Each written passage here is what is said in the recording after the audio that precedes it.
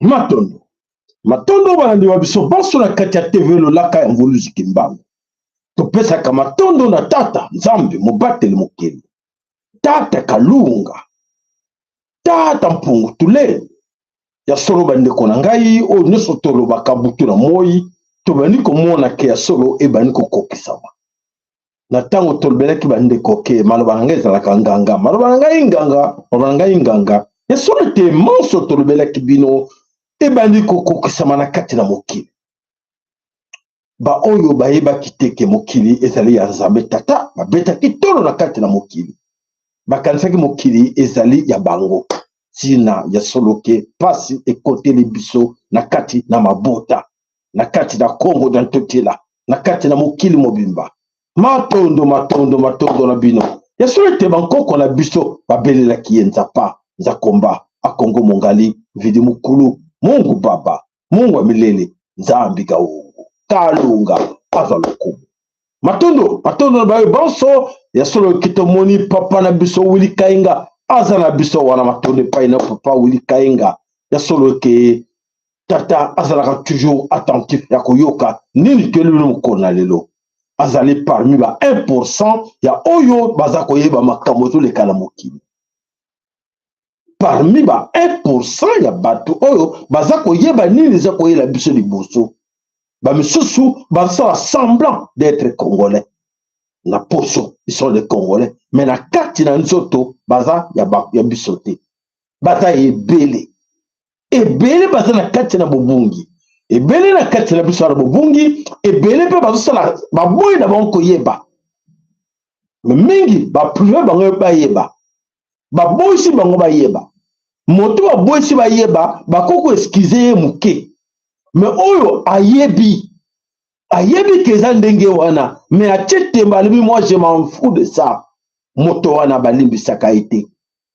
So tout le monde te Neba kite. Ah bon? Na kati na conscience na ye, ayeba kite, nzamba kolimbi saye.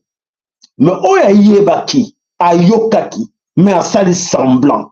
Azoko continuer, na nzela wana. Oya kufa, ekosala bolimbisite. Ekosala bolimbisite na tango oto kobelela, air diverso. Air ya verso, oto bisabe mi kolonio soke, tozana air ya poisson tete comme na air ya verso. Na era verso era vérité bosolo mwinde za kopela oyokaki monaki mwinda tena monaki tena lalaki olalaki ya solo lalaki oko lalaki me mwinde pelaki bandakala oyoki oyebaki yango te oyebaki te tampi. Alors bana bilaka bana longa be na Congo na ye wana komisa binoki ya solo badeko na biso santo yeba sanko luka koyeba mozindo ya tata oyo biso tobelelaka tata Kimbangu dans tungunwa azali sel miso yinaka kombo wana lera monika kombo wana arrêtez-moi avec telle histoire là de Kimbangu. Attention ndeko nanga landanga na bokebi nyonso oyo yo zape obite ya makambo wana babi Kimbangu te na biso ko tebi lo ba ya soki ndenge nini te Tu qu'on forcer binoté d'écouter et de nous suivre. Mais tu qu'on loba kaka. Tu qu'on beta mbela. Bozo yoka matondo. Oyoki matondo. Olobi ke te etalingate. Nga iba jiwa ninganga angote. Etel pe yomoko. Conscience na montre et comme ça ok non. Ah te balobela kio otaki tembe nango. Balobela kio oboyaki. Mais nebsi bino. Fongola ya Congo. Kombo nango kibango. Kombo nango kitata kimbangu ja ntungunwa. Fongole ya Congo. Fongole ya Kachopa. Kombo nango tata kimbangu ja ntungunwa. Fongole ya libération. Po ete toza la libéré. Na kati na Congo. Na kati na Kachopa tope Afrika. Po toza la libéré. Na banguna na biso. O bayaka. Konyoko la biso. O bayaka konyoko la bankoko la biso. Oui, bango basala kenini. Bayaki. Par la force, ba s'imposaki. Par la force, ba commencer bankoko la biso ba chrétien. Par la force, ba obligaki bango de faire o bango ba lingaki. Basala kenini. Ba commencer bango ba esclave. Basala kenini. Na kati na mabele na bango moko. Ba betaki bango fimu. Po ete ba sega bango misala, ba ke no sala ba service commandé, forcé. Bakoko wana ba misusu ba boya ki mingi d'ailleurs la plupart moko na bango nyonso ba baneko ken na volonté na bango te. À la fin des comptes bato wana ba yaki na mbeli. Bakataki bango maboko. Batangisaki makila na bango. Banyokolaki bango. Bamemaki bango comme esclave. Wapi na pas na bango. Bakendeki na bango. Alors tokende nanu tobisa bino po ete toningane mingi torapelaka bino oyo tolobelaka bino po ete lobi boyebaka moko na bino ayeba oyo tolobaka lelo po ete lobi asenga ayeba ye moko ke te papa wana papa sayala alobaki yango alobelaki biso yango mais tosalaki semblant tolinga koyoka ye te po ete ezalaki na besoin koyoka te en image bolanda bonanda bandeko na ngai image oyo toza kotiela bino comme ça boyeba.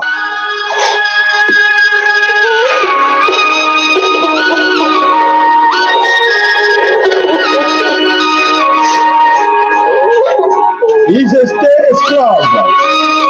Ils ont souffert. Ils étaient torturés, maltraités.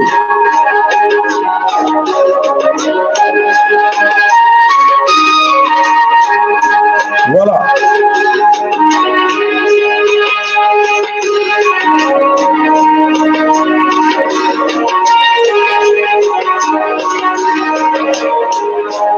Nani oya saraki bango ndenge wana? Nani oya komisaki bango ndenge wana? Nani oya karaki bango singa? Nani oya saraki bango boye? Nani oya komisaki bango boye? Nani oyo akanaki bango singa boye? Nani oyo akataki bango maboko? Tu me tournes ma question. Vous avez une réponse? Je suis en train de combattre dans le Congo. Tolbieke, oyo nyonso bomoni esalama na Congo dans tout là. Oyo nyonso bomoni esalama na kati na Kachopa na Afrique. Oyo nyonso bomoni mokili mobimba yebi yango. Mokili mobimba yebi ke ya solo ba torturaki bankoko ya yo. Bankoko ya yo banyoko maki. Mokili mobimba yebi ke bankoko ya yo makila etangaki bango. Bakataki bango maboko. Bankoko ayo ba yebi ba mokili ba yebi ke non peuple moko banda mokili banda balela kaka banyoko makaka babomaka bango kaka momuta defenda ka bango azate. Comment? Qu'est-ce qui se passe? Le monde entier ba yebi ke mboka wana eta mboka ya Nzambe. Mboka wana Nzambe akinela bango nyonso mais mituna bango eza hier. Mituna bango eza kokufa. Nani aboma mitu ya ba Congolais raisonner te et réfléchir te? Nani qui sont des auteurs ya ba maltraitance nyonso ngana tangi. Ya torture nyonso ngana tangi. Ya ba massacre nyonso plus de 10 millions de Congolais dans le 21e siècle. Il y a plus de 10 millions de Congolais à cette époque-là. Qui sont des responsables de tout ça? botengela nga ba kombo na bango, botengela nga ba race na bango, bazalaki na race nini, bo baye kosala mabe na kati na Congo dans Tokila, na kati na Kachopa, bazalaki race nini, bazalaki couleur nini, botengela nga. Boyebisa ngai bato baye kosala mabe na kati na Kachopa, o bayaki ke oui, toko tokire bango, toko botra bango mboka, toko piller bango, toko komisa bango bazoba, toko imposer bango la religion, toko imposer bango culture na biso, toko lebisa bango ke eza ba civilisation, toko bosa na bango na kati na histoire, toko ba kinati ko tokire banane ba prophète na biso. Ba prophète na biso ya bino. Tol bakaya biso ton biso nyonso. Comment le bango banane? N'est-ce pas, sont des impérialistes occidentaux? N'est-ce pas, ces gens-là, ce sont les mêmes gens aujourd'hui qui vous proposent, non, non, non, nous, il faut dialoguer, il faut dialoguer, il faut se mettre d'une table, il faut discuter, il faut dialoguer. Ce ne sont pas ces mêmes gens. Ce ne sont pas ces mêmes gens qui sont aujourd'hui pompiers. Et qui étaient déjà depuis la nuit du temps des pompiers. Ils venaient comme tuer, massacrer, pour faire du mal. Ils ont fait du mal. Et dans le même temps, après quelques heures, comme pompier. Et cette histoire, ça ne date pas d'aujourd'hui. Ça date depuis nos grands-parents. Avant même l'époque, avant même 1885. Il y a table de, comment on appelle la table de Berlin. C'était bien avant ça. Et alors tout ce monde, tout ce qui s'est passé là, dans l'histoire c'est bien écrit. On lit ça, on voit que c'était passé comme ça. Ça nous enseigne quoi? Ça nous apprend quoi? Mes chers amis, réfléchissons. Réfléchissons s'il vous plaît. Regardons-nous en face. Entre Bissoba Bena Congo, entre Bissoba africain, tout le monde. Mais alors, qu'est-ce qui ne va pas dans nos têtes? Est-ce que tout ce que nos grands-parents ont vécu, ça ne nous concerne pas alors? Tout ce qu'ils ont vécu là, ils ont demandé à ces gens-là que non, parce que comme on était moins instruits, venez nous torturer, venez nous détruire, venez nous massacrer. C'est ça. C'est de leur faute alors. Eh bien oui. Selon Bissot, selon Bino, c'est qu'il faut tirer parce que venez nous torturer ici. Vraiment, nous voulons rester comme ça, nous voulons rester toujours esclaves. Venez, prenez-nous, allez avec nous. Non. C'était par la force. Et ce sont ces mêmes individus qui continuent les transgressions. Ils n'ont pas arrêté. Ces gens n'ont pas arrêté. Ils continuent la transgression. Ils continuent à massacrer. Ils continuent à se compléter pour nous faire du mal. Malheureusement, avec la complicité de nos frères. À l'époque, c'était avec la complicité des Arabes. Aujourd'hui, tipo. Autour de Novaka, tipo. Qui était aussi africain. Mais aujourd'hui, où est tipo? Il est où? Il se cache où? Tipo, on va les chercher maintenant. Non, même les tipo sont là tout autour de nous. Il y en a d'ailleurs plusieurs tipo parmi nous qui font le même travail de tipo qui continuent. En 21e siècle, à l'ère du verseau, imaginez-vous. À l'ère du verseau, il y a combien de tipo parmi nous qui sont même contre nous autres? Quand on dit les choses par... Ah ben oui, ok, merci. Yayo, ok. Pourquoi? Parce que Ozali collaborateur, il y a banani, il y a impérialiste. Oh, bah, salama ben à Congo dans tout là.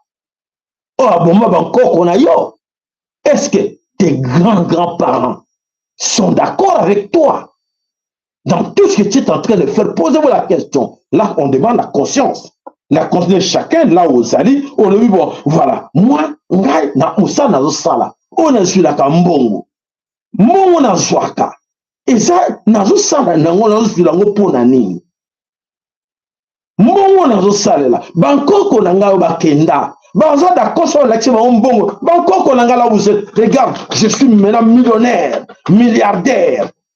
Oh, vous êtes fier de brader ça, le bakena. Oui. Comme tu as l'habitude. Vous êtes fier de vendre ces cocos là, le bakena. Na brada ma belle na bidon. Na sambu sa bidon. N'accepte pas de collaborer na bato wana ba tortira bino. Na continue musala obino bolinga kite. Na continue musala wana obino bolinga kite ngala za oba betela kibino fimo, oba katele bino maboko, oba tiaki makila bino sopanaki ngana continue. Ozala fier nango. Ndekolanga. C'est là où je demande votre conscience. Conscience de chacun ça et ça là. Na katele mutuna leba ah non, ce qu'ils sont en train de faire. Non, non, non, non. Mes grands-parents ne vont pas accepter ça. Parce que vous voyez, à cause de ça. Vous voyez, oui, qui Bana, vous voyez, Bata, vous voyez, Yango, nous avons contribué dans mon salaire. Oh, Baba, Bomi. Il y a encore Kolanga. Et qu'on s'en encore, ma tata pour la une de Kolanga. Pour y ma potion de mes années. Voilà, mes chers amis. Nous avons tout le temps nakolemba binoté. Nakolemba binoté, mes frères, mes sœurs, nazana binoto, zana binoto toujours. Pour na intérêt à bisognon so poete, soki ngana lembi bino, bino bo lâché, ngana lâché, et si il y a solo bana le biso bako souffrir nango. Poete monguna a limité, monguna a lâché te, monguna continue de monter des stratégies, ou pour la continuer ko maltraiter biso, ko continuer esclavagisme, na kati na babele, ya kachopa ou na Congo dans tout tira. Alors, na retourna ka mutuna moko bo avant de bande l'émission boye, na retourna on a constaté une chose. Moi, n'habité on a ba musuba yebité. Mais moi j'ai constaté une chose. Parmi les Congolais, plus de 120 millions de Congolais que nous sommes. Je crois que 1% seulement des Congolais. 1% des Congolais, Oyo, Bazako Yeba, Bazak conscient que non, à la livre des choses, nous sommes des perdants. Et ces gens qui nous ont mis dans cette histoire dans nos têtes, qui nous ont menés là où nous sommes aujourd'hui, ce sont ces gens-là qui peut avoir encore plus jamais confiance. Batouana batotira encore qu'on a biso. Tous ces gens de vous citer là. Atrocité, nous sommes en lobby. On va savoir encore qu'on a biso. Et qu'on ne peut plus faire confiance à ces mêmes gens-là, que ça qu'à 1%. 1% sur les 120, plus de 120 millions de Congolais.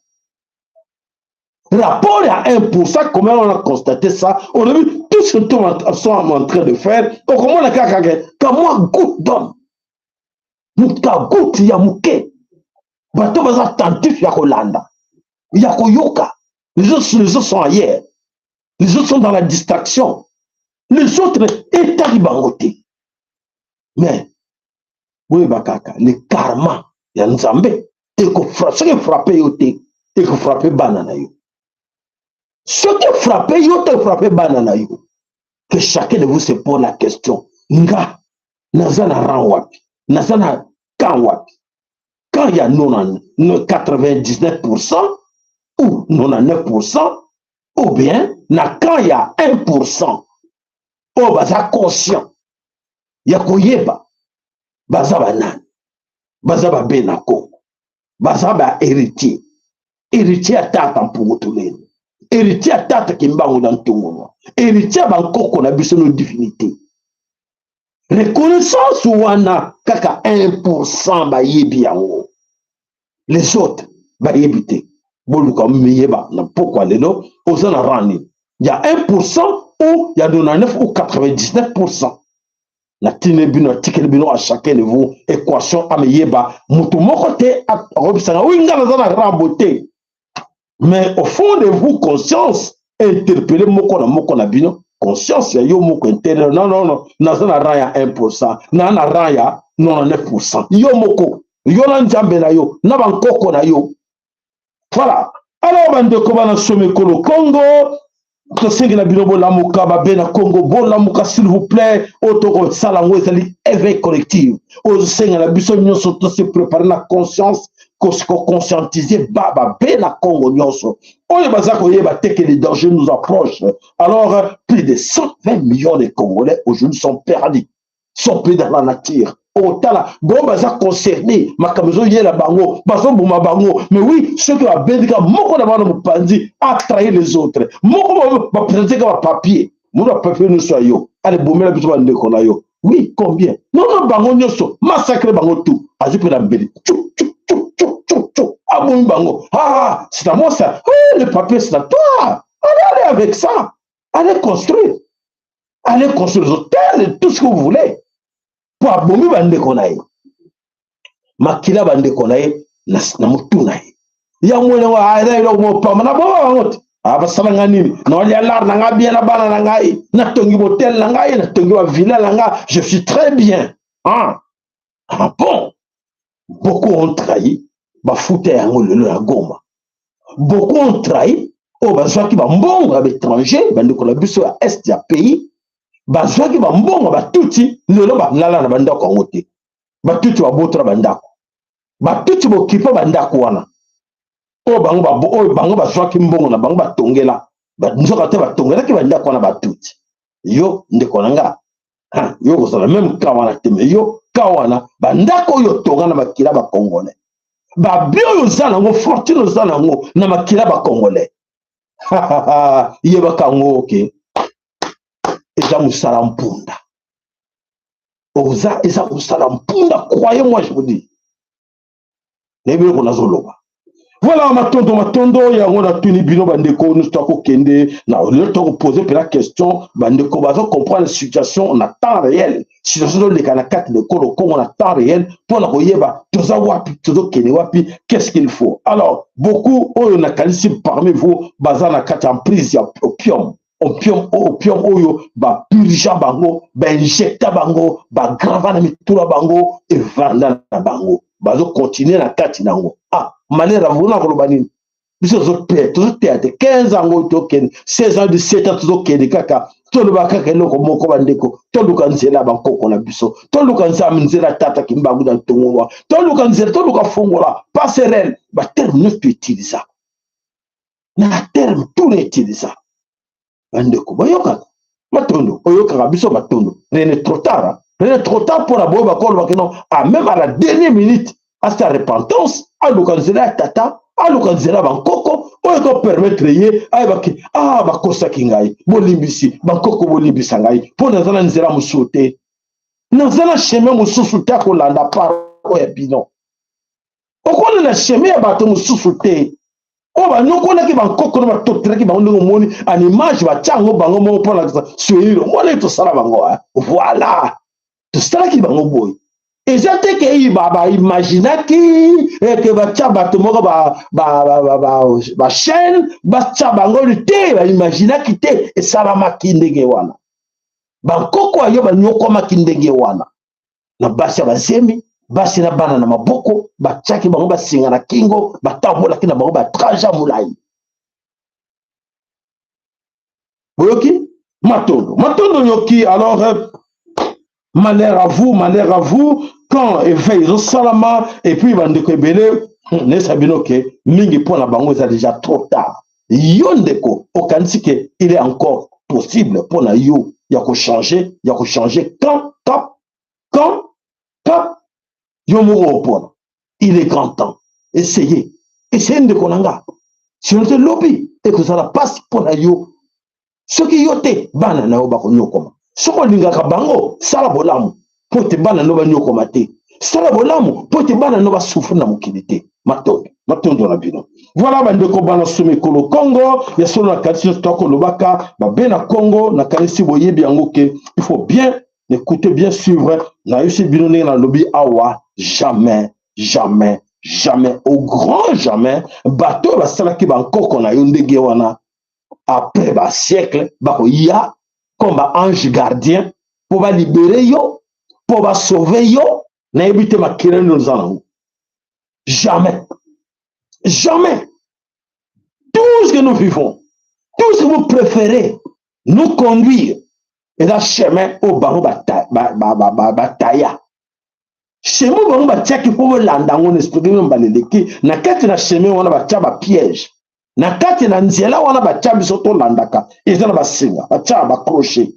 Faut pas que de on est au côté na kata na kata crochet mo robo pas au kwei. Bon, moi, je suis pas bébé, qui on a pas quoi été. Bateau de Kedikaka. Mais tant que crochet bébé, motana tourne, à quoi na katina, ba crochet ba sigo ba tchétiwa. Donc, kaka, au quoi, kaka, quoi la tourne. Maton de la kere, le maton de la lek, la binobo de la qui dit baté, le basargi biso géo, on a pour votre qui dit ba, pas ba fini biso, allez, tous les laki. Bon, ba kere, ba lek, la bino, et c'est vraiment très important pour soutenir l'émission la biso. Toujours y a tout le qui est la puissance, mususu, o takaza katina, biso, o tinda. Montomo, ceux qui vous salissent bien, vous tani na ba chaîne, nyon so bolanda, comme ça, kolanda. Chaîne de mama, comme le quoi la biso tolbaka, awa, l'inspiration, encore qu'on a biso, exact. Tozala ba kamususu tolebela bino, o chaîne mususu tolebela bino en moté. Yo senga bino, soutenir chaîne bino, bo soutenir chaîne bino, vous en avez le coup na fierté, ya ko panza ka no landaka, benga bana landaka. Tango to comme ya verso, ben na ba chaîne bo ba annoncer ki en bien avant. Bon le belanga combien de chaînes ba annoncer bino ke to na era verso, combien? Combien de chaînes ba annoncer bino ke bo keba Covid ko ya. Bon joya ngote combien de chaînes?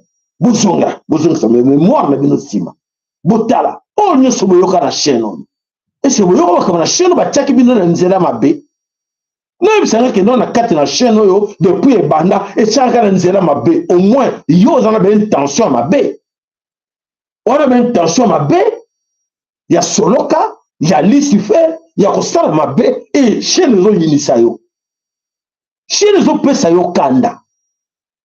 Posez-moi qu'ils ont dérangé mon salaire à Soloka. Nous sommes allés parmi 1%. Il y a pas pour ami. Parmi 1% ma pour ami wana, dis-toi que on a la grâce. On a la grâce parce que mingi na kanisi ce que vous savez bien, vous savez banalise bien beaucoup moins que ce qui n'est comment boy grâce à papa Sayala. Ce qui n'a luka banko kolanga grâce à papa Sayala.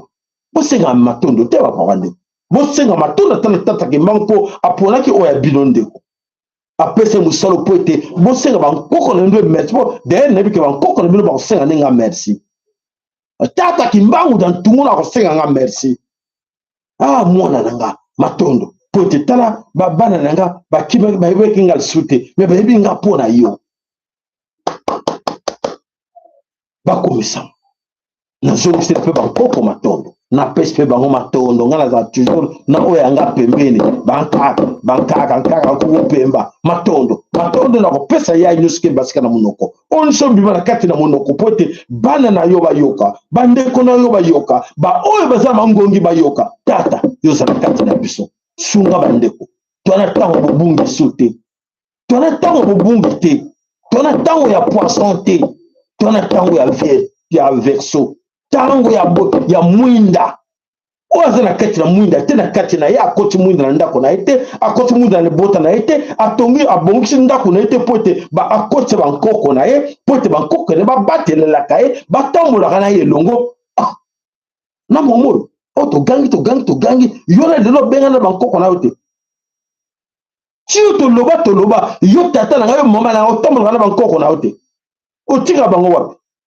kofo batambolaka na yo il faut benga bango avant bima na ndako na yo bakoko na ngai butambo tokena bino longo bino bozomona liboso ngana zomona te ngana zomona na bomoto bino bozomona molimo bankoko totambola bankoko tokeni to raisonner obenga Saint Matthieu Saint Philippe Saint na tambola na yo ata bakombo balobaka kombo yo mona kata mutuba ba doute asa mundere asa moyindo asa nani donc mabe bakosa biso na bakombo ebele oyo ya lokuta oyo ekota biso na kati na mobulu ekota na kati na confusion ya koyeba te monene na nzambe eza wapi nzambe tobelela ye na kombo nini ale tokei botoduka baimage oyo toyelaki bino mokolo lelo po ete toyeba eloko yango eza kokende wapi eloko nini bayelaki biso na kati na mokili esengeli ya biso tolanda nzela nini po ete toyeba bosolo na nzambe ale boza attentif ya kolanda biso ale tokei. Après le mot famille, ensemble des esclaves de la maison, nous allons parler du mot Dieu. Vous comprenez l'importance? Regardez ce que cela veut dire. C'est pourtant sous nos yeux. Dieu, Dei, veut dire lueur, briller. Nous sommes d'accord? Mais dans la Bible, qui se dit être l'astre brillant du matin? En hébreu, on dit Eilel. Et comme vous pouvez voir sur EMCI, il s'agit bel et bien de Lucifer, Satan, celui qui se dit être le porteur de lumière. Et en arabe, comment se dit Heilel? Cela se dit Halal. Et donc, l'astre brillant pour les musulmans, c'est le croissant de lune. Voilà, c'est pour ça que vous le voyez au-dessus de l'horloge à Mecca. C'est pour ça aussi que vous entendez parler de Halal, Halal partout, en fait sur toutes vos viandes, et même sur des œufs. Et donc, pour terminer, qui est l'astre brillant du matin selon Apocalypse 22:16? C'est, regardez par vous-même, le rejeton de David, Jésus lui-même. Et vous savez que c'est pour ça qu'il se dit être le fils de Dieu. Dieu qui est Lucifer. Lucifer qui est Yahvé, Yahvé qui est je suis, Jésus, Ego Eimi. Voilà comment est-ce que la boucle est bouclée. Et voilà comment il a infiltré toutes les religions et a fait en sorte que tout le monde l'appelle par le mot de Dieu. Donc quand on vous dit dans la Bible que Lucifer est le prince de ce monde, Dieu est le prince de ce monde, Yahvé, Jésus, vous comprenez que tous nos langages sont corrompus. Dès qu'on a un problème, oh mon Dieu, voilà comment est-ce qu'il nous a eu. À bon entendeur. Voilà.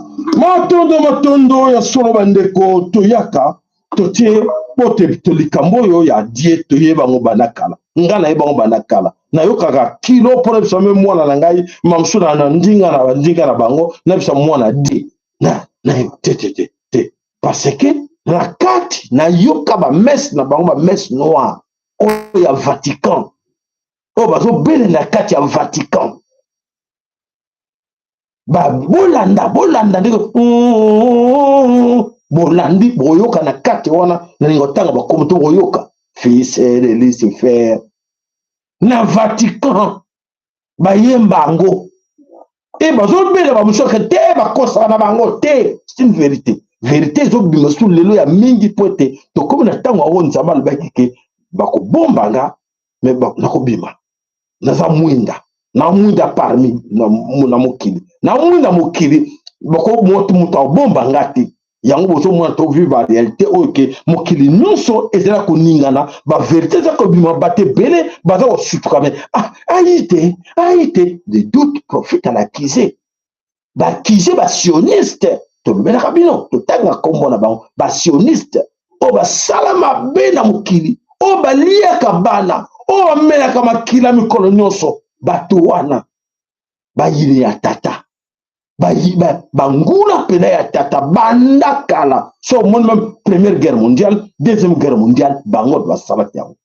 bango ba linga bitumba ba vivaka na bitumba ba vivaka na makila ya bato bango ba créer biloko nyonso na pesa ba référence botala eza wana na ba Google na bino na ba bino bo beta le protocole des accords de salle de Sion, des sionistes. Protocole accord, sage de Sion. Peine de faisant au bimbawana. Tout est là. Oh, nous sommes venus dans le monde. Koma ya koma. Vanda. Ndenge tokokosa mokili. Ndenge tokomarche na mokili. Po biso taba maître. To vanda. Wana. Bazaki na reine na bango. O balwakake. To belelaka. Hégémonie occidentale. Reine na bango wana esili nzambe alobi te bokoneni lisuté c'est fini Lucifer aleli abenga akoliti na ye ndenge nini betata wana lo mukolo mokili alobi esili atikela biso mo quelques heures katorina na mokili na ye aboto le mokili na ye baza kolela yango zoko ba cri wana za ko beta tum o biso to beta bomba to biso to panza ka mokili yango tata permettre ba tata to mona ndenge tata ko permettre bango bo beta total bo mokili nyonso na bolingi total bo biloko bino mo bomi mais oya tata bo simba te o bino bo tonga bo boma bo détruire nyonso po eza misala mabe nyonso eza misala mabe tata leboboma me oyo anga bosimba te oyo aye baza boni oyo aye baza boni ke bandeko oza na kani nali yango tout à l'heure là car 1%. Les autres 99% baza manipulé na ye moko laisser faire sous prétexte bondimelanga nga nde mutu naza maître mokili bondimelanga ah ben oui po basala ngo ndenge wana yo so ozolanda te olika te ndenge banda bakoko na nga batikaki ngai koko na biso ezaleka wana te nga mpe naolendaka nzela wana matali yo la vérité est là olingo ndima ondimi oboyi na yo kondima papa matali yo ozo biso tokopesa fimbo te tokobeta fimbo te po ete tolobela bato ke wi te biso tolingi tomona beta po wana kosa différence te bango bayaki na fimbo po babeta bankoko na biso bakomisa bango bachrétien bon biso mpe taso na fimbo toyina bino non toyina bino te bandeko boni boza malamu boza malamu kuna atoyininga na kati ya motema na pesi lusako atoyiningaki na bebisi kope na yo na pesi lusako tata kumisama po ete ya solo tata alingi nga na pesi lusako po ete ya kumisa monene nemonanake ya kumisama. Alors voilà la situation qui se passe au monde. Tu savais que l'Europe avait eu des rois noirs? Oui ou non? Écris-le en commentaire. On t'a menti. On t'a fait croire que l'Europe a toujours été blanche, que les Noirs n'y étaient que des esclaves ou des étrangers. Mais l'Europe a eu des rois noirs, des nobles noirs et des figures africaines au cœur du pouvoir européen. Par exemple, Saint-Maurice, un commandant africain devenu une figure majeure dans l'Europe médiévale. Dans plusieurs pays européens, il est représenté noir, en armure, honoré comme un saint protecteur. Puis, Alessandro de Medici, à Florence. Un homme métis, dirigeant d'une des familles les plus puissantes d'Europe, les Médicis. Un duc, pas un figurant. Il y a aussi notamment la présence de nobles et soldats noirs dans les cours royales européennes, en Espagne, au Portugal, en France. Pas seulement comme domestiques, mais aussi comme figures intégrées aux structures de pouvoir. Et voilà le mensonge. On t'a appris l'histoire comme si le noir ne pouvait exister en Europe qu'en bas de l'échelle. Alors que la vérité, c'est que l'Europe a toujours été traversée par l'Afrique. Par les routes, les empires, les alliances, les guerres, les migrations. Si tu n'en entends jamais parler à l'école, c'est parce que c'est un récit. Le récit d'une Europe pure, fermée, monochrome. On t'a menti. L'Europe n'a jamais été blanche par nature. Elle est devenue blanche dans le récit, par sélection. Tu savais que l'Europe avait eu des rois noirs? Voilà, on t'a menti. Qui t'a menti? Et il continue à vous mentir. Il continue à vous mentir. Et vous êtes là. Nakati na ubwenge. Nakati na ma démagogie mensonge. Et comptabilisez gravé dans vos têtes, l'opium. Pour nanini, bazaki batamalam. Pour le bastrak bino mabe. Pour le bastrak vérité. Depuis des siècles et des siècles. Pour le vérité que na bino batamalam biso nyonso. Mokilo so salama eza bino bakoko na bino bato bazaki liboso basalaki nyonso na kati na mokili non bino toza reconnaissance na bino pour nini basalaki yango te pour basalaka yango te soki lelo bokomisi bango bata malamu soki lelo bokomisi bango basain que non toyaka na confiance na bango bango bako libérer biso pour nini banda bakoko na bino basalaki yango te pour nini basenga pardon te. Dans tout ce qu'ils ont fait du mal, Bakena Oni, Kebaz Globa, va condamner et on va benga qui occupation, ba yaki na wana katina, na colonisation. Oh ba yaki na occupation, ba yaki na colonial.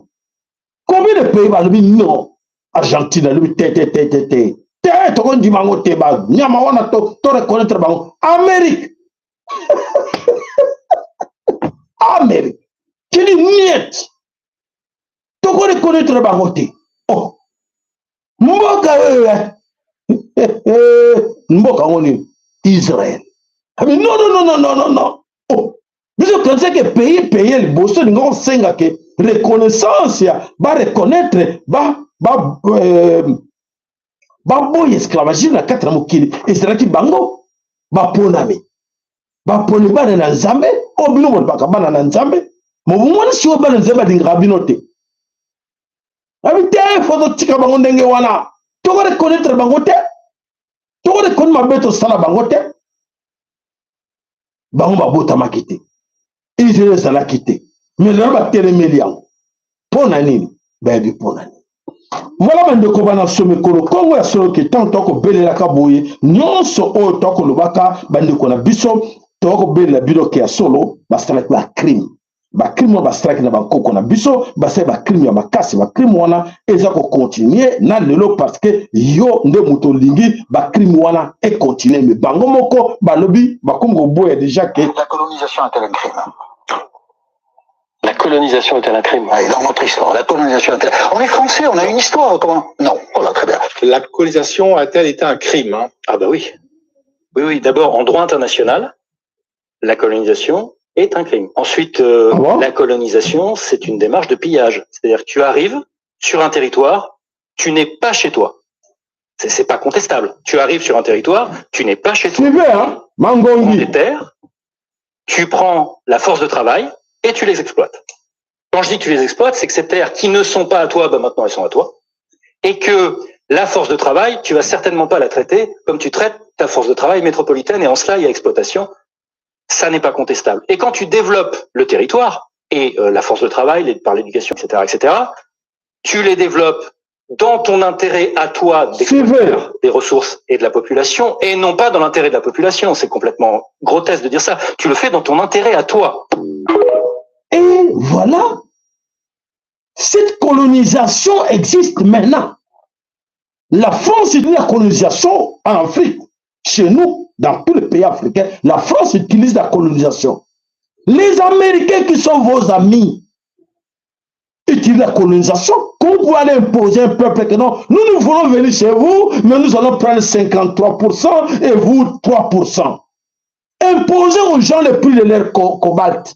Iranium, bah produire la banque, imposer bango à prix. Que non, nous allons acheter à tel prix. Mais quand toi tu veux prendre une voiture ici, l'ordinateur, on te dit notre prix c'est ça. C'est d'apprendre à laisser. Hein. Ma voiture Opel, tu vas prendre ça, ce prix-là. Non, mais moi je vais imposer le prix. Vous c'est qui? La voiture fabriquée en Allemagne, la voiture fabriquée en France. Et vous nous imposez le prix. Vous êtes des malades, vous les Africains. Mais comment ils nous imposent le prix? Voilà, bandeko bana somekolo Congo ya solete makambo ebele na kantango to komona boye e sala passe mingi na kati na mokili pona komona ndenge nini biso moko tozali na kati na base ya bobungi na tango biso moko ngana yo tala bobungi e lobela biso bango ba kosala ni ba profiter que tika bango dans l'ignorance. Ils sont naïfs, ils sont ignorants. On les oublie, ils sont stupides. Parce que quelqu'un qui nous représente là, bato va représenter biso, bango va dialoguer na bango, bazo banga bangote. Devant bango na valeur te. Bakomo na biso nyonso, un député qui est là pour représenter cette population, il y a quelque part, azawana corrompu, azawana na kati na parlement, à défendre l'intérêt de la population a été. Comment na kata gouvernement va respecter la population na ya est? Comment na kata parlement va respecter la population na ya Tchango? Comment na kata parlement gouvernement et respecter ba demande na bango na kata na Mbujimai na kananga na Équateur na ba Congo na Bandundu va respecter bango ndenge. Oui, parce que va dire que celui qui vous représente légalement ou a obligé à défendre ba valeur na bino. Il y a quoi revendiquer le droit na bino. Lui, il est corrompu. Il n'est pas là pour vous. Parce que vous avez compris. C'est vice-versa, c'est comme ça. Devant l'institution, il y a mon kinézo tambola. Est-ce que ce peuple-là, ton salé ndégenini, qui va les défendre? Nous devons défendre les attaques, tirer, torper ce poison, torper ce bomba qui ici, torper ce bomba là. Par la force, ils vont manger. Parce que bas corrompre les gens à cause de l'élite nabino. Voilà le problème. Alors, mes chers amis, voilà le problème. C'est pour ça que nous vous demandons, Bena Congo, s'il vous plaît. Il y a un autre que jamais, je dis bien jamais, ça qui m'a bé na kati na Congo, nyoko la ki, bakata ki ma boko, boma ki, ça qui douce, torture qui m'a même, koko na bino, bobo ki bon na maille, esclavagisme, torture la modèle, nyonso, ça qui, na bakata, na kati na koko na biso, et senga biso na nous pardon, jusqu'à présent. Et ce sont ces mêmes gens, on se confie à eux pour dire que non, que oui, ils vont nous aider. Ah ben oui, ils sont gentils, hein. Ils sont gentils maintenant. Ils sont gentils, ils vont nous aider. Oui. Parce que, bateau Mouta a représenté Bissot, à l'objet qui était, au salabon de Bolingi. Bien la population, on dit, ah, tu tires sur le même Bissot Bok. Ah, tu tires sur le même Bissot. Ah, tu tires sur le danser la Bissot. Eh, tu tires sur le Bissot football la Bissot. Ah bon? Football relais ça yo. Bande ko babeti nous sanoté en membo kaka. Les léopards va gagner, va voiture, va gagner, va ndako. Ah ben, je ne ko gagner ni. Qu'est-ce que le pays a gagné dans cette histoire? Est-ce que va léopard va défendre va victime, ya Goma, ya Bukavu, ya Uvira? Ba léopard. Ba kembe ta ballon pour défendre mal ba non même na stade non to boy ba crime sur les kalamboka la biso rien du tout hein. Rien du tout. Ça continue les crimes là ba distraire bino et les crimes continuent. To risona ko bana mama Congo. Alors pour vous le corriger tant pis pour vous allez on va continuer comme ça comme vous commencez vous rêvez toujours que oui vous rêvez bâton de barre au stade là vous voyez voir parce que ces gens là ne nous considèrent pas. Ils n'ont pas la considération. Aucune considération vis-à-vis de nous. Nos vérités fondées. C'est comme ça. Ils ne vous considèrent pas. Comment le même va considérer personne. Congolais va considérer été. Va respecter la bangote. Va respecter la bisognos tout. Tu vas bangote bisognoso. Va respecter la Congolais. Ils s'en foutent. Donc, ils nous imposent le principe d'un bango et nous on respecte sous prétexte, sinon on vous met la guerre. Sinon on va vous mettre des rebelles, hein? Sinon on va réveiller des groupes là à gauche. Mais les groupes sont là. Ils vous donnent les obligations de faire. Mais Bango, il dit que vous êtes incapable de leur imposer aussi en échange. Que non, nous voulons aussi ça. Sinon ça ne va pas. Non. Ils nous imposent tout, même le prix de nos matières. Et c'est par la force. Il faut accepter. Vous n'avez pas le droit de refuser ou de marchander. C'est comme ça va rester comme ça. Nous, on a dit le prix, c'est comme ça, et c'est comme ça. D'accord, monsieur? Allez, Azou va malette na accueilli. D'accord, allez. Imposer, hein? Imposition. Hein? Et va tenir tout. Oui, chef. Oui. Mais oui, ben, on verra bien. Eh, monsieur, regarde la population, il n'y a pas de route. Mais bon, on verra bien ça. Mais ça, c'est pas utile. Hein. Est-ce qu'ils ont besoin de véhicules pour circuler dans ces routes-là? Est-ce qu'ils ont besoin de ça? Ils sont habitués avec des poteaux, des histoires de l'eau, des mailles, il y a la saleté dans leurs pieds, tout ça. Mais bon, on s'en fout. Qu'est-ce que vous voulez? Il n'y a pas de respect. Respect mutuel, les actes entre Bisson et Bango. Pour l'année. Pour nous considérer Bisson. Ils ne nous considèrent pas. Voilà la réponse. Ils ne nous respectent pas. Maintenant, on espère à qui? Nani a qui va respecter Bisson. Va honorer Bisson. Va considérer Bisson. Pour tout le monde, Banda, Congo, c'est la carte de la Kangoana. Banda ba Mobutu bakenda bakasa bazalaki wana car les mêmes principes qui continuent. Il faut fuir. Voilà, on a dit sel. Les sels Tata Kimbango. Oyo toyebike atika kibiso. Bon pas ça là tout à la bango. Mayer ba keneki ba classe tout à la bango. Banko ba oui to tika bango ba tout à la bango nan. Ba comprendre que ils sont tiki bano bango mo boyi. Ba lula mbongo. Bazo comme teka likola mbongo to sala nini yango bakoko bazongi yango bakoko bazongeli biso po tu vas sauver, on va sauver.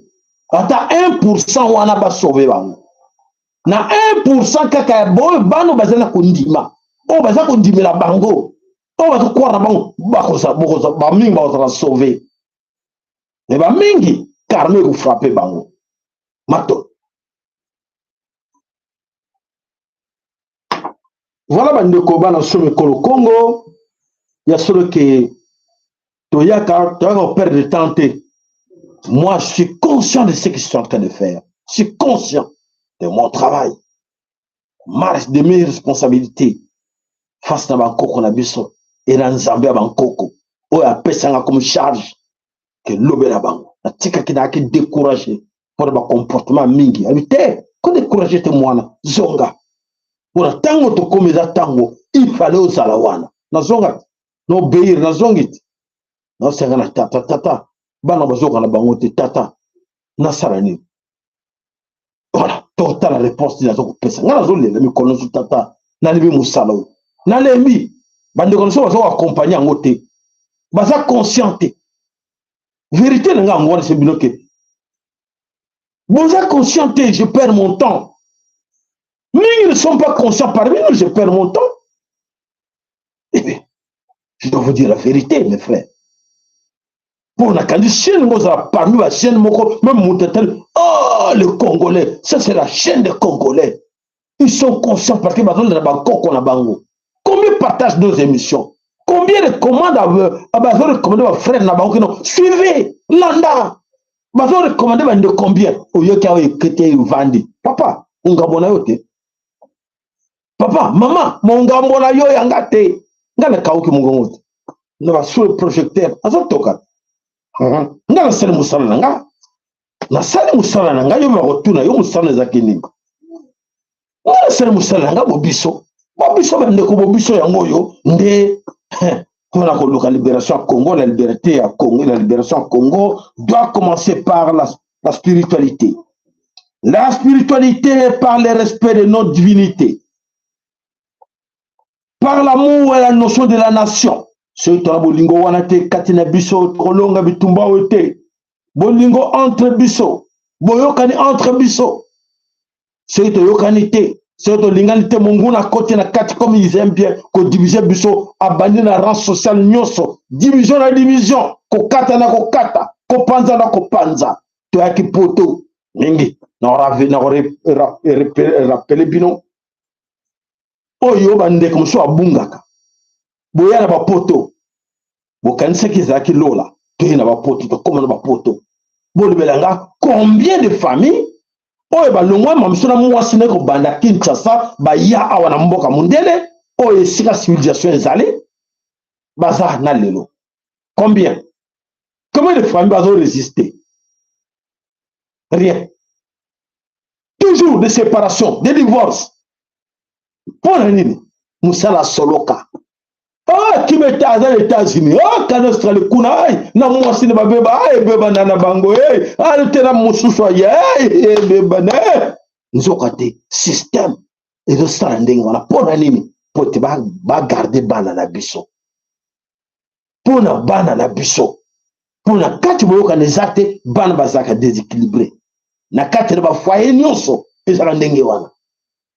Na papa na mama ba kocha rugei na kati ngate anga esiri nga et comme amer allez bana ba Congolais nga mini comme ba ngai nzokate nyusa ku musala ya bato to kanseke ke to yake pa na bango ba civilisation na bango bi moi c'est mo parité bokokani moi c'est que musala mobile ke musala bana ba kozala nani bana ba non faut bocha la garderie ah oui rester là-bas ils doivent rester là-bas non toi tu travailles les aussi les enfants là-bas tika bango bana ba comme une éducation ya batimi susu ya bango bana yo boti yo bantu bana boboti bino ba bantu ba jeu éducation ya nani ya race susu uzumuna bo etidiango bo bulango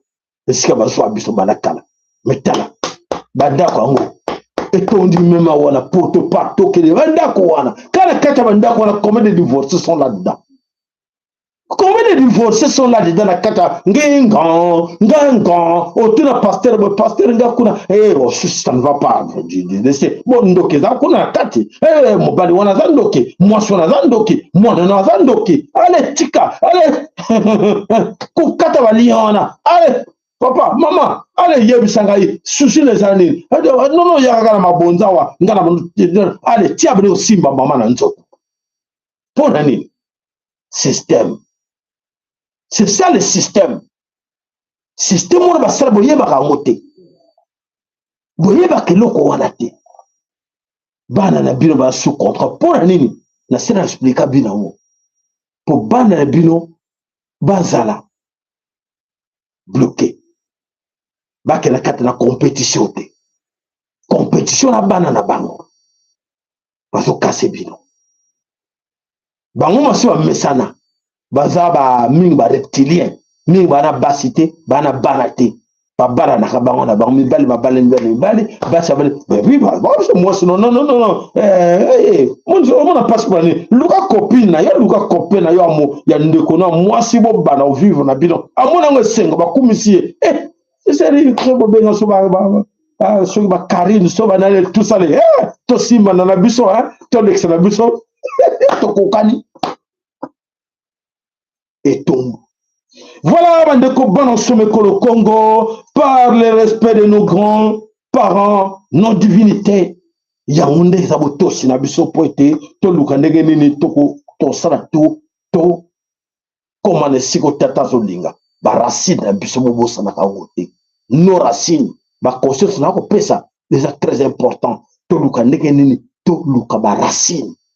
Racine na biso, pour to mai. Mai wana. Iza bomo ina biso mai weso pima na racine wana bankoko yo bakenda na mabele yo za na contact na bangote oza contact na nani mato. Voilà mes chers amis Banosomeko le Congo. Alors lelo na kanisi ke mokilo yo motako sabino teke balinga kabino musabino tout le temps bato wana balinga kabino te basala tuba iluane bino na bankoko la bino na ba na nzambo ya bino frère nzambe ba iluane bino na ekala ba iluane bino na ekala ba kimisa bino na ekala bobela ka dans les vides bobela ka dans les vides 1% na 1% yo mo yeba so boyebi ko to sa valeur ancêtre na binote ko lo bankoko na binote bango ba respecte to sa bankoko ya bango ba respecte bankoko ya bango. L'exemple bokele ba cimetière bomona ordre ba cimetière na bango respect des morts bokele pa na bino botalba nana yebi muso akunda mama ne kuna bakunda papa ne kuna akenda ne kututa kipango te ba boke mais bango jamais soit ba tumbeli ye comme ba mesana bazu putulu wana bana kacha bokal ba bomba ona ndako o papa na ngai o poussière ya mama na ngai o ya koko na ngai ayaka wana mais yo le belo que te kona na bango te baza ba ndoki yo ndimelie moto muso boyisho ba koko na yo ndimi yo kene ko boyise koko na ye akomona malade akomona mutali boma comment moto mwindo aya apexanga na rituel nanga on a ça na bakoko nanga comment mutu mwindu wana aye apexinga botu na bo basali boso na bateka kuna bakino bakena ko te mindele keno o bakufa na bango kene boso mo to ko ndako mindele lewa mundele to ko te bino bakoko na bino bakufa na basimetero wana bo boso na bango po bakenda mbango bako benga na muso de vorver ako beto masasi kene ko te bango ko bino mo lebi ke bino mo bi nzambe ko leka bango nzambo ba ila ke biso bien sûr ko bozana kate na bango mo ke ne ko te bango ke no te ko te bino a partir de bobongo na mitema to lingi bolungo bobo na bankoko na bino ba cimetière bankoko na bono tala shute ba oya bino bankoko ba kenda bo kipe ba cimetière na bango te bo kunda bato na désordre ndenge pa na biso bo chacha ba kwa kage bede a pembe ba kwa bede mitema mabe bakura bakura bele mitema bokundi bokomo matera bango suda nzoto Beaucoup de respect exacté. Bobungi. Matondo ya solo bandeko ya solo ke o nyoso to lobaka o ayoka ka biso malamu o bono ko biso lobikete to ya biso sala comédie pour être l'exatango pour to zangu sala ko sala papa moi je push na soka temps pour en préparer l'émission ko bana to ko ba hermo bolbi na préparer guité allez je laisse to mam so lié comme ya liamba ngomba parce que il faut na préparer na ko bandeko lelo obeli nsambe dende na biso bandeko ale boni ko préparer na saba onini nini na saba onini tout ça ndeko bon on néglige comme les autres matali yo papa matali yo mama ale vraiment tokende na pasi na mawa oyo data biso na nzoto toza koyeba te biso moko ke nyonso wana eza kokanga biso na nzela ya mabe oyo ya soloka ya bango ezalaki bonne guerre bakomisa biso tokomi lelo toyebi biso valeur na biso te tokanisi ke moto akomisaki biso na pasi wana ye mpe akoya mpo abikisa biso na pasi wana nzoka te lokuta tolanda. Rien ne sera plus comme avant. Tout va changer. Les Noirs prennent conscience au fur et à mesure. Regardez cette vidéo s'il vous plaît. Écoutez le discours de ce jeune frère noir. Comment il parle à un prêtre missionnaire qui vient en Afrique. Écoutez son discours. Il partage le massivement s'il vous plaît. Écoutez ça et partagez-le massivement s'il vous plaît. Écoutez ce discours. J'ai en face de moi un éducateur. Il paraît qu'il encadre les gens seulement. Non, j'ai appris que vous êtes éducateur. Nos jeunes, je vote, et que fondamentalement déjà vous êtes un prêtre, que vous êtes un missionnaire, que vous êtes en Afrique pour votre mission. Et le problème de fond qui se pose, c'est celui de savoir en quoi consiste votre mission en Afrique.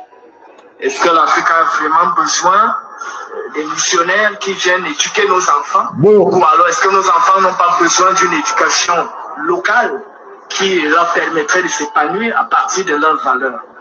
Déjà, à l'entame, j'aimerais lire et relire ce que j'aime toujours lire à votre attention. J'ai voyagé à travers l'Afrique. Je n'ai pas vu de mendiants ni de voleurs. J'ai vu des personnes avec des hautes valeurs morales et je pense que nous ne pouvons pas conquérir ce pays à moins que nous ne brisions et fassions la colonne vertébrale de cette nation qui est sa spiritualité et son héritage culturel. Par conséquent, je propose que l'on remplace son ancien système éducatif, vous l'éducateur, et culturel. Ainsi, quand les Africains penseront que ce qui vient de l'étranger, et en particulier de l'Angleterre, est meilleur que ce en quoi ils croyaient, ils perdront l'estime de soi, leur culture, et ils deviendront ce que nous voulons qu'ils soient, à savoir une véritable nation dominée. Discours de Lord Macaulay au Parlement britannique le 2 février 1835. Ce discours est adressé à votre attention et à votre intention. Et ce discours dit beaucoup, puisque vous êtes un éducateur. Et bizarrement, vous êtes un éducateur en Afrique. Et pourtant, les Belges ont besoin de grands éducateurs comme vous. Donc vous êtes venus en mission pour éduquer nos enfants. Je ne dirais pas pour les aliéner, pour vos intérêts. Donc vous continuez l'œuvre de la colonisation. Et on l'accepte tout consciemment, tout bonnement, soi-disant parce que vous êtes un prêtre et que vous venez véhiculer le grand christianisme universel, c'est-à-dire cette hantise d'universalité que vous avez toujours prônée à travers vos penseurs tels Emmanuel Kant, Hegel, Montesquieu et tous ces gens, en même temps qui insultaient les nègres et en même temps qui valorisaient l'esclavage, c'est-à-dire cet universalisme de l'âge des Lumières qui a né même déjà avec la mentalité conquérante de la tradition gréco-latine, je parle de l'Empire grec et l'Empire romain, qui ont mené une politique essentiellement impérialiste, agressive. Et cet impérialisme et cette agressivité s'est étendue même au niveau de l'expansion des idéologies, au point de venir d'abord étudier les systèmes des autres et envoyer maintenant les espions sous forme de missionnaires qui sont même en fait exactement déguisés dans les soutanes avec la Bible pour baliser le chemin donc à l'impérialisme. Voilà. C'est ce que nous continuons d'observer aujourd'hui, au point où nous vous avons en face de nous, en tant qu'éducateur, en tant que prêtre, qui véhicule les messages de Jésus et tout le reste partout. La question que moi j'aimerais vous poser est celle de savoir, est-ce que vous aurez la même latitude en Chine, en Inde, en Arabie Saoudite, au Japon, chez ces gens où les valeurs culturelles sont encore fortement ancrées et qui, tout bonnement, impulsent même la dynamique du développement de ce peuple dans tous les plans, que ce soit sur le plan de l'art, la politique, l'économie et le reste. Voilà. Vous avez écouté. Est-ce que vous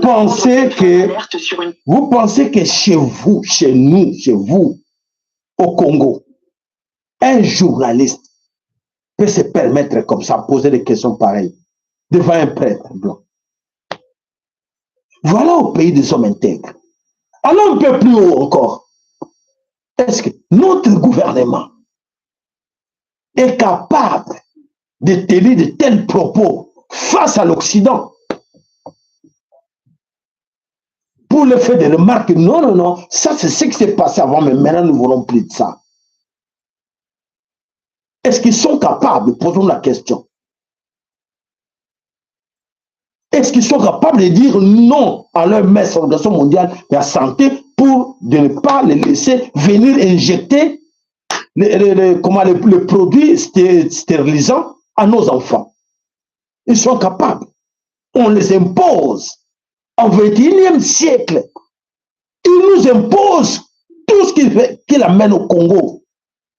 Ils amènent tout le poison imposé aux Congolais, imposé à notre gouvernement, de les mettre en pratique, de les distribuer. Les Libanais qui sont là, les Indiens, les Pakistanais, font terreur chez nous. On est incapable de dire non. Incapable. Mes chers amis, incapable. Qui est celui qui va se mettre debout? Ah, non, nous sommes souverains. Comme nous sommes souverains, non, ça ne va pas passer. Non, ça, nous sommes souverains, c'est à nous de prendre nos responsabilités en main pour dire non. Qui est celui-là qui peut oser de le faire? Azawapi, Namboka nini, poto komona, oyo leka na Congo, nanu tomona ngote. Ça se passe devant nous. Et ce les calibossons à biso. Et les calibossons à biso de l'autre, tant que mon qui a solo, nanu to vivre à ngote, nanu to vivre à ngote, mais toujours comme mon a toujours vivre à ngote, bah te dire bazo comme. Possède plus de 60% du cobalt mondial. Mais le Congo ne décide pas de son prix. Alors, qui décide?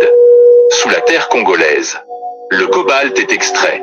À Kolwezi, dans la poussière rouge, sous le soleil, il sort brut. Mais au moment où il sort de la mine, le prix est déjà décidé ailleurs. La plupart des mines industrielles sont contrôlées par des groupes étrangers. Le cobalt est vendu selon des contrats internationaux. Pas à Kinshasa, pas à Lubumbashi, mais selon des indices mondiaux. Le prix du cobalt est indexé sur les marchés internationaux des métaux, notamment London Metal Exchange. Ce n'est pas une mine, c'est une place financière. Le prix est fixé par l'offre mondiale, la demande industrielle, la spéculation, les contrats à terme, pas par le producteur. Le cobalt brut quitte le Congo. Il est raffiné principalement à Chine, puis intégré dans les batteries pour Tesla, Apple, Samsung. La valeur explose, mais la décision initiale du prix n'a jamais été prise à l'endroit où le cobalt est né. Alors la vraie question n'est pas pourquoi le cobalt est important. La vraie question est pourquoi celui qui possède la ressource ne possède pas le pouvoir de fixation du prix. Le Congo vend une matière première. Le marché mondial vend un actif stratégique. Celui qui transforme, capte la valeur. Celui qui indexe, contrôle le jeu. Tant que le prix est décidé loin du sol, la souveraineté reste partielle. Selon toi, le Congo devrait-il fixer son propre indice du cobalt? Voix du Congo. Ici, la mémoire respire. Voilà, mes chers amis, Banachome, que le Congo, ça fait très mal. Comment le Congo est vu de l'extérieur? Comment on peut nous respecter dans les choses pareilles. So, tout le monde est économiste. On va dans la Congo. Monsieur le professeur de l'économie, comment vous pensez par rapport à ça? Non, non, non, mais ça, tu vois, ce sont des... Abandonnement français, Milaï, m'explication Milaï, ce sont des choses qui se passent, donc ce sont des contrats léonais, voilà, ils ont fait ça, on a fait ça, et on est arrivé à ça, on a donné le... Oh, nous, t'as-tu au bourrique, zobo, ndengeni. T'as-tu le professeur d'université. Matière les abango, il y a pays na bango ya Congo, bana ya Kolwezi, bazo nyoko ma sang du travail. Comment tika ba produit na bango bima kai kendaka na Chine. Pona nini bazo traiter ngo na Congo te pour pesa musala na ba congolais. Question tuna. Non, non, non, non, mais c'est le système, hein, vous savez, nous on doit obéir, ce sont des règlements, ce sont des règles, il faut respecter. Oh, mais pourquoi vous ne respectez pas? Parce que dans tous les pays au monde, dans Mozambique, dans Malawi, partout, imposa. Non, il faut les traiter chez nous. Il faut qu'on ne brite à l'extérieur. Ils ont imposé. Et pourquoi? Parce que ça doit donner du travail. Ça doit donner du travail aux jeunes du pays. Ça doit donner du travail aux Congolais. Bino de père et mère. Vous ne savez pas que Missal parce que c'est le système que nous devons défendre Bino Azate. Le gouvernement est incapable, le gouvernement est incapable de défendre ma valeur na Bino. Bango. Parce qu'il va avoir 10%, 30%, c'est tout. Allez qu'on défendre, yo tek non, na défendre pe banana biso ba jeune na biso pour ba misala même biso so OK. Ba jeune ba otika na misala wana pour ba usine wana ekozala na kati na Congo. O sera ba traitement laboratoire ba jeune bon ba sa ba classe. O ba ko misala na kati na laboratoire o sala wana ba jeune boni o ba zo ko même ba si sa classe té. Ba ko kota ko ba ouvrier na kati ba société wana. Il y a beaucoup de travail. Ah, boka kokumisa. Ka kokumisa ba politicien. Ka kokumisa ba na Nzambe. Ka kokumisa ka ba fanatique. Bozo kufa bozo nyoko ma cause ko boyebite. Boyebite ba tuma ba respecter bino pesate. Donc respect wana toko banda na libanda ba respecter bisote, na kati ba respecter bisote pour nani. Pour la kozanga. Faible, vous êtes faible en esprit. Faible en esprit. Oyebi droit na yote. Oyebi devoir na yote. Obota makana mu pepe. Obota makaba tchoka na Congo comme étiquette que notre étiquette à tout moment on peut l'exterminer. On peut le déplacer na place wana. Laisse-les là-bas. Aza wana yebite valeur mabele wana. Même à cause de la biso ba yebi valeur mabele wana te. Boko ndi bango. Bakonzi ya mboka ba bi valeur mabele te. Parce que on brade mabele. Mais ba tsango na valeur que non, mokile ko yeba. On était là. On a dirigé. On s'est imposé devant ces gens-là. On a mis des règles. Et voilà, c'est respecté. Ah, merci. Merci les élites. Voilà, on attendait des gens pareils parce que vous venez de l'Europe, vous êtes de la diaspora, vous êtes... Mais c'est comme ça qu'il devrait se faire.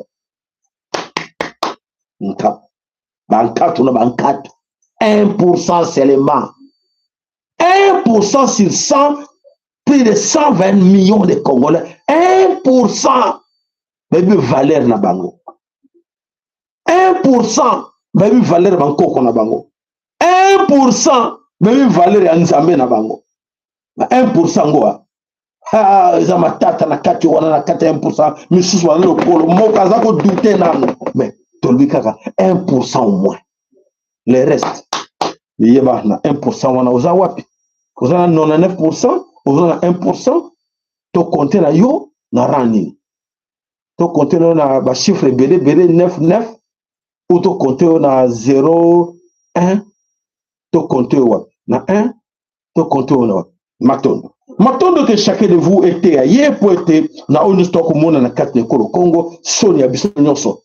Soni ba muso orate, soni ba konzite, ba muso to monde ba commentaire wa mawa bakonzi wana te na yo moko. Dis-toi yo moko osala nini, osalaka nini pour te longo na situation wana yo implication eza nini. Ndeko nanga to mituna yo mo mituna nan koyaka wana te kaka kino oui bobo limbisa ngai bo lemba ngati ngana wana mape binote mituna ngapenza nzamba tindanga comme benako tata nzame mpongo tolengo tata kalunga nzapa nzakomba akongo mongali vili mukolo mungu baba mungu amelele nzabika ukalunga po musoko mwana kino balika mpungu tuledo tete mkoma mpuna nigango tete na tangi kombo na ye na region ba benga soki yo préféré obenge kalunga o probenga nzapa nzakombako yo kaka mais papa wana atinda basalela ye na kati na Kongo na tokina mama kipa mvita ya tete mama kipa mvita te Kongo yote toka yote mama kipa mvita bobone bino ndimanga ali kamusome boko nyokoma na bato yo bino bozo kansake baza ya bino ngani fibino ki baza ya bino te bayaki wana pona bino te mais boyoka te boyoki mama kipa mvita te mama kipa mvita andimi akena ye mama kipa mvita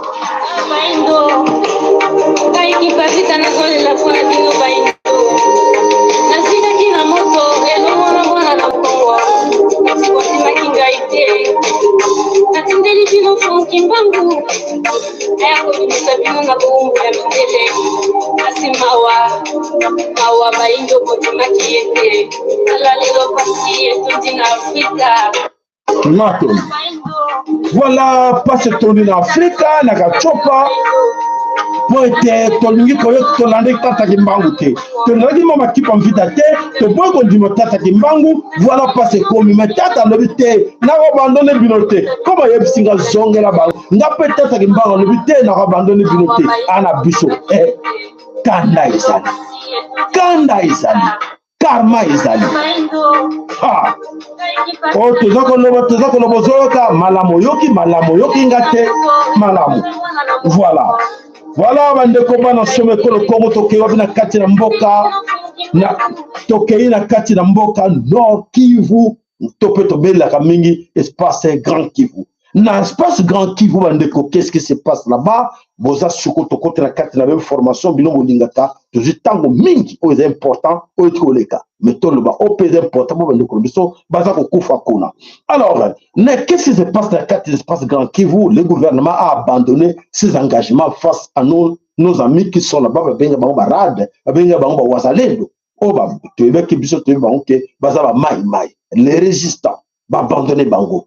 Ba promettait ki bango ba ration, ba pesaka te dotation, ba pesaka te. Nous sommes ba pesaka bango te et nos amis, nos jeunes plaire. Bandeko baza kolela kuna na kati na mboka kuna balobi ke non to na soutien militaire te, to za ko mwana vraiment to na kati na champ de bataille o wana ba benga lui non cordon to za to na problème to za nango to za abandonner na biso moko. Toujours bunda kato bunda rapote to battre pote to mona ba image o bazo boma ka bandeko na biso to na choix te mais po to za soutenir phare de sebino boyokaka. Ça c'est l'information d'aujourd'hui. Phare de sebino boyokaka existe à soutenir. Tozana ba quelques bateaux o ba boya ko yoka ba ordre ya ba kontra bango ba tuti o bazana kata FARDC quelques-uns bazana bango kuna o bazako bundana bango elongo mais le reste bazana bango elongo te. Alors comme bazana bango elongo te bango le bobiso be to ko bunda to sala nyoso ndenge ni ke to défendre takaka ba bele na biso et que l'été na maboka bangona. Et voilà mes chers amis, aujourd'hui na katina territoire ya Kale, Kabare, Walikale. Oh, moto na moto zo continuer le hier, moto za ko continuer ndenge ba biso biso bandeko na biso oyo baza kuna baza désespéré na makamuto za ko lekalwi ba ko tika te bazo continuer bitumba oyo ba boy ko landa ba ordre mingi nani nde baza kati na wana eloko baza ko tour bandeko ba ko tuna susu ba bisinga lui papa ça y a là, il y a un problème, il y a un souci. Il y a un souci, c'est la biso to le bela yo, mo le bela biso. Bah, ce que le gouvernement va on se pose des questions. Comment? Bateau nous sommes mités, bateau transféré, bateau kotinda. Nakati, comme combat commandement, ba commandant. Nakati ya est ya pays, na kati ya nord comme la sud Kivu, la plupart ce sont des gens oh bazaki ba proche ya Hippolyte Kanambe alias Joseph Kabila. Badeko batuni kelwa na tout na bino nyonso boyoka. Parce que je sais que dans quatre nabino, il y a des fois que beaucoup appellent beaucoup, il y a officier moko bien, le gouverneur, sorte ministre de la Défense, ayo interpellé bango. Comment batango bazoya kaka, baza batubo ba douter. Mais oyo muto azalaki na Kabila. Est-ce que bato ba yebi te que muto asala na Kabila? Mais va-t-il pas renforcer banguna bazala fort, toi ya po tout neutraliser banguna po beke banguna bazana sima ya Kabila. Et maintenant, le gouvernement de Kinshasa a tinda au union sur le commandant. Il y a FARDC, banani, ba proche à Kabila. Comment? Ba yebi, ignorance, topé, basala nanko. Question ba tourni, yangona. Le gouvernement, bo bazapuna, na kati na Kinshasa, na kansi, bo laniga malamu. Alors, l'information depuis hier, hier, mais on continue. Depuis hier, le jeudi 9 avril 2026, qu'est-ce qui s'est passé à Calais? Calais, direction de Wale-Calais. Itumba Ezamakasi. Alors, l'armée rwandaise et ses alliés du M23 AFC ont subi une lourde perte militaire na baélément na bango na kati na haut plateau et du côté de Masisi, du côté haut plateau na côté à Masisi kuna bitumba et ça pour ba kabon ba accélérer ba côté à Masisi bitumba za ko betama ba côté haut plateau na Fizi bitumba ko betama. Donc bande ko ba résistant autobele ka bande ko biso ba mai ba wasale no rade oyo ba côté musula katalo yenge me ba yebi. Alors ba frapper bango sérieusement, voilà, ba frapper ma position ba militaire oyo ya RDF, l'armée rwandaise, M23 et AFC. Wapi les positions qui étaient à Mutababwe, à Ruanga, à Kivu, à Kibarizo. Donc, ba position nyonso oyo bato ba longwa ki oboyoka ke ba longwa ki na kati na Goma o avec non basali ba retrait nzoka te basali ba retrait ba bisaki bino baza ki baza tuna kati na Congo baza ki ba position na ba mboko na tangi Mutababwe, Ruanga, Kivu et puis Kibarizo. Ba base na bango ba tchaki wana ba position na bango nzoka te bandeko na biso oyo ya ba mai ba lalaka bango ba bakata na coussin. Allez, ba frapper bango voilà nos résistants ont récupéré plusieurs armes lourdes. On va récupérer qui déjà na butu ya lobby. Armes lourdes ba récupérer ango ba récupérer ba bombe o ba zaki nango et ba munitions ebelé o bango ba zaki nango et dans l'entretemps ba kangi bango otage ba kangi ba capturer 46 RDF et puis 27 M23 ba distinguer bango ba biso ça ba armée ou ande biso ope musali biso zali ba M23 ba kangi bango oyo ba za ba capturer bango mingi na bango ba pe ba ke ko servir ba comment on appelle ça encore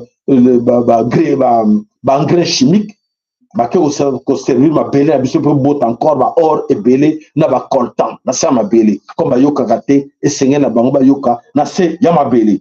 Voilà mes chers amis, alors ben de koto ke na rapidement les mondes qui bougent wala qui ba nouvelle na kati ya mboka espace Grand Kivu bitumbeza ko continuer, ça n'a pas arrêté mais to se rappelle la bino ba oyo bazana bo sungi poete ba sunga bandeko ezala bandeko ba ko sepela makasi poete to bango lo bango mingi to loba papier to l'ex ça souté ça ne sert à rien parce que bandeko ba yoka na bango te ba boya na bango ba kanga fermé. Bon, tant pis pour vous. Voilà bitumba ezala ko continuer bandeko baza ko bunda l'effort na bango personnel. Voilà, Bandeko. Alors, Tokei ou plutôt Keina, monde où ils ont bougé à l'ère du Verseau. Arrestation massive des dirigeants corrompus au monde. Alors, Tokei la bino comme moi extrêmement mouké. Pour la relaxer bino, ma kamo ils ont ya. Et c'est bino qui a solo tata, aza ko sakarate. Aza ko sala musala wa prometa ki biso ke na moment wana na ko telema. oyo akolinga telemela ngai oyo akotelemela mboka na ngai akozwa bafrappe na ye ndenge esengeli azwa bafrappe. Alors voilà la situation qui se passe là-bas. Bolandango ntango eza nano nakolekisa bino taka mo minute moke comme ça bolandango na bokebi nyonso. Voilà nakanisi est-ce que ce que vous êtes sur le point d'entendre va transformer radicalement votre compréhension des événements mondiaux qui se déroulent sous vos yeux en ce moment historique sans précédent.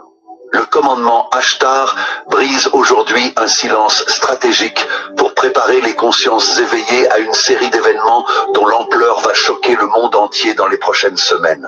Des arrestations massives de dirigeants corrompus sont imminentes sur tous les continents.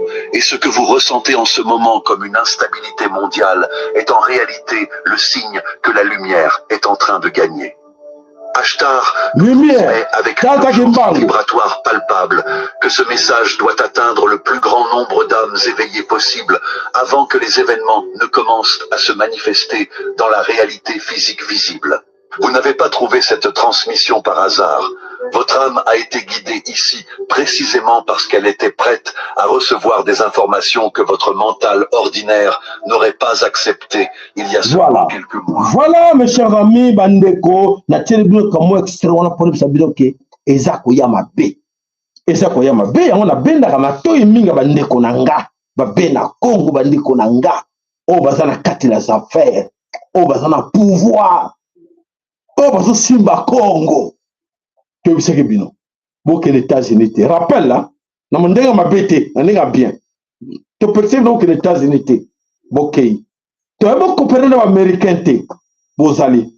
Tu sais bien que souka na bango koki, fait hégémonie na bango koki, de l'olité, hégémonie ont continué. Tu sais bien que non, bateau va sur le pouvoir sur le binoté, de l'olité, bana pouvoir sur le biso. Bon moni en résumé, tout ce que vous vivez là. La confusion. Il y a beaucoup de but bande qu'on a bien. L'esprit m'a malade, moi. Beaucoup de but bande qu'on a bien. Et tandis que tu le vas bien avant. Tu le vas pour ton monaki à moi. Nous sommes le vas qui y a un autre coxama. Les dirigeants corrompus de ce monde, bah, on a problème. Tu sais que binoni. Tu sais que ils ont quoi les dinosaures. La souka na bango va disparition na bango ba crise ya makasi et ba crise yango to ba kino bon pour na camp bon que na camp ba faiblité bon ko se positionner plus de 3-4 émissions na zone loba parce que papa sali ba makamo ndenge nini makamo so ila kana mutuna lobela bandeko to komi na tango ya blague sauter to komi na tango ya nzambe to komi na tango ya tata kimbangu da ntumunwa yenda simi muinda yenda probetaki mokili qui a pour frapper mokili bako kota na ba crise bako kota na ba problème la confusion est là partout bandeko toujours image moko ya suka po ete toka mona rapidement alors emeka côté ya mingi kati na biso po ete mingi na kati na biso ti toloba ba yoka biso te et na lelo bazo kansaka ke et qu'on continue toujours en faveur na bango po ete bango baza bana ya bato ba kende ko prêter serment et pas na bango. C'est évident. Il était grand temps de changer de côté po ete to aller tak bino bien avant. Ah bandeko yokaki malamu ba yokaki te ah etali bango. Ouais. Jurez-vous solennellement qu'en toute chose se rapportant à la procédure de destitution de Donald J. Trump, président des États-Unis, maintenant en attente, vous serez impartial en suivant la Constitution et la loi? Dieu vous vienne en aide. Oui, je le jure. John Roberts vient de prêter serment. Le chef de la Cour suprême va juger Donald Trump dans cette procédure de destitution. Le président des États-Unis joue son poste. Mercredi, la chef de file des démocrates à la Chambre des représentants, Nancy Pelosi, a signé l'acte d'accusation. Le moment est solennel et la mise en scène très soignée, question de tradition. Les textes importants sont paraphés avec plusieurs stylos, distribués ensuite comme souvenir. Sur cet acte, le président Trump est accusé d'abus de pouvoir et d'entrave à la bonne marche du Congrès. Que ce soit clair, ce président doit être tenu responsable. Personne n'est au-dessus des lois. Et aucun futur président ne devrait penser que l'article 2 dit qu'il peut faire ce qu'il veut. Voilà. Alors, tout le côté à l'endéguéni et qu'on a n'apporte la minute et bien supériorité. Il y a solo tout côté à l'endéguéni qu'on a titre comme mercredi pour le biquet. D'ici mercredi, tout le monde va sortir. Bah, ndege ezoko leka na kati na États-Unis d'Amérique. Alors, toloba qui tourne, on sait que d'abord d'école. C'est comme si on était déjà là, mais parce que l'inspiration, les alliés, aux autres, la biso, qui non, beau changer cap, beau changer camp, pour être sur la camp, on va perdre, vous allez passer. Mais toi, on tient la place de biso, la place de gouvernant, la place de biso, sur la bien à compote, biso, comme si on croit otage, quelque part, biso va bien à Congo, biso nyonso. Il y a on a signé les accords. Qui nous ont poussé d'aller jusque-là, ce sont les Tutsis et les proches de Oabengi. Il y a Donald Trump. On a échoué dans la faveur de Bango. Mais attention, les États-Unis d'Amérique sont dirigés par un État profond. Ils sont dirigés par Donald Trump. Donald Trump n'a pas le pouvoir de décider. Est-ce que l'air mesure accord au est-ce que c'est l'état profond nous avons perçu un accord nango tout les alliés Donald Trump est mort parce qu'il est un businessman. Ben nous avons besoin qu'on puisse avoir son réponse et tout comme on en réalité ce qui nous arrive c'est ça que non. Admettons qu'aujourd'hui ça arrive que Donald Trump a destitué. Ben donc on a la question là. Ce qui est arrivé quelques jours là va destituer Donald Trump. Je sais que notre républicain a passé on. Mais est-ce que ces républicains-là ont passé en faveur de Bino pour l'accord mafieux ou le cinéma qui n'a Donald Trump? Tout l'accord ou le cinéma qui parce que les Américains sont d'accord nango pour les Américains va le mettre à côté. Cette histoire des accords minéraux, comment bien amener stratégique? Les Américains le gouvernement va quelque part qui mafia Donald Trump. Pour les signaler qui non, ils ont l'art, ils ont saganate. Asina qui a tinda qui exemple, ils ont tinda américain engagé qui armée américaine pour protéger le Congo. Martina qui va Blackota. Blackota va yaki pour te basali entreprise. Au Donald Trump engagé qui a tinda le Congo. C'est la mafia. Vous comprenez, les gars? Alors, si on tourne le bateau, on est à zéro, ou tout ça la marche en arrière, pour te quelqu'un qui va de côté. Voilà la grande question. Bon, on va dire, oui, ben de comme vous avez la raison, mais encore on va payer ça qui. Ben, quand on va payer, ben, quand on minéré va payer ça qui. Tata qui m'a va payer ça qui. Tout le monde qui a une émission spéciale, ça va qui. Chaîne Moussel, le bac en exalté, chaîne Kakango, ou Sekaka. Et le bel qui bino, la chaîne O. Que oui, bon kenete. Bangkok, on va lever le buisson, comme ça bino mo kenete, n'est-ce pas? C'est ce qu'il doit. Tu perds du temps. Bande Kobon Bakofi. Tu perds Bande Kobon pendant tout ce temps. Avec le cessez-le-feu. Ne bon cessez-le-feu, Kounale, Batake, Bakiko, Bomba, Bat. Ah, c'est ce que vous tirez dans votre attaquer, allez, Baboumi Bisso. Tu perds le bateau, Bobo. Pour le bateau, il y a un groupe de gens pour le bel terrain à Bango. Surtout des conseillers. Oh, ben, il y a un corps pour Wana. Dans la présidence. Et ceux qui sont des conseillers. Oh, ben, c'est là qu'il faut, il y a un corps pour Bango. Est-ce que ma conseiller va linga qui Congo? Oh, ben, il y a un corps pour Wana. La Maison Blanche. Pour être comme on a quatre dans le corps, il y a un corps. Un conseiller, ministre des Affaires étrangères. Les va bêter ma corps pour ma Camboy. Va gagner des millions, des milliards. Va tirer ma compte. Va perdre un bon moment. Bangkok, na boba makile sopani, beaucoup soyez le côté. Beaucoup soyez le côté, vous êtes grand perdant. Voilà, matondo na kombo ya tata nzambe mpungu tulendo, matondo na kombo ya tata kimbangu jantu unwa, matondo na kombo makipa mvita ndon to makoma koko na biso banso, otobele na kabango ba yaka toujours pour ko inspirer biso pour ko koloba. Malobo ya bango ba lobaka yuta kana kati na bango, banko ko matondo, yuta kati na bino. Biso kaka poto bimisa bandeko. O ayoki oyoki muluba maloba yuti para munoko nanga mais inspiration ezala kingateza ya bango barbeli biso nini bo retenir nini quoi faut bosala nini bosali nini qu'est-ce qu'il faut tango to komi ya matata bandeko nanga ozomona ngo ndire maseki okokamoli dabrego ndima te trop tard mingi na kata bino baagresser baminu papa sayala yebaki makambo ndenge nini namena kokroire na ye te namena kondima na ye te merde trop tard et trop tard naoleko bake trop tard na bana na yo trop tard po engage bagénération ya bana na yo matondo bana mpe bino boyebaka ndenge ni koseloigne na baparent na bino oyo baza bafautif